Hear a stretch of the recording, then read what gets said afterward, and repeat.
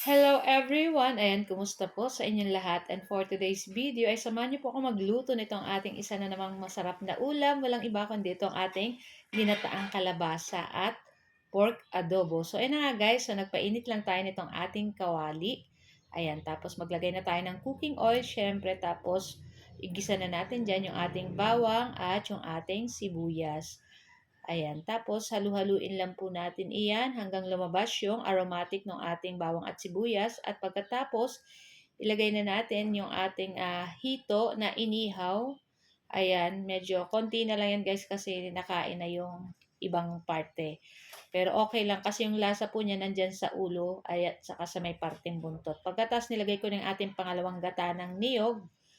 Ayan, tapos naglagay na tayo ng asin. Kung makikita nyo po, may tanglad pa dyan kasi masarap po yan sa mga ginataan. Hindi ko na tinanggal dun sa hito. Pagkatapos ilagay na natin dyan yung ating kalabasa. Ayan. Tapos mamaya-maya, pwede na rin natin tanggalin yung um, tanglad or yung lemongrass kasi kumapit naman na po dun sa ating gata ng niyog. Ayan.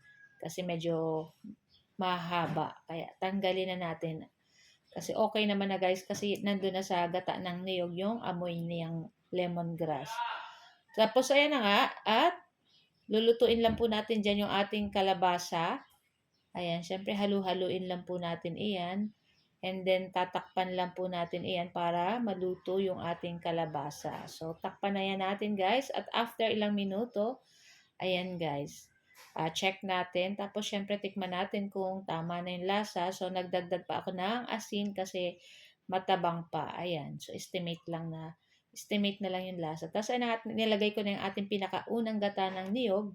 Ayan. Tapos, lulutuin pa po natin yan ng mga ilang minuto. So, matigas-tigas pa naman po yung ating kalabasa. Kaya, okay lang. Ayan. So, mga konting minuto pa guys. Lulutuin natin. Ayan. Hanggang mantika yung ating gata ng niyog. So, tinakpan lang natin iyan. And yun na nga, after ilang minuto, makita nyo guys, medyo nalalabog na ng konti yung ating kalabasa at luto na rin to guys. So, pwede na rin nating patayin yung apoy at nasa kabila namang lutuan yung ating pork at adobo. Ayan, di ko na nabidyohan yung paglagay natin dyan. So, ayan, makikita nyo guys, may sangkap na po yan at i-reduce lang natin yung sabaw niyan.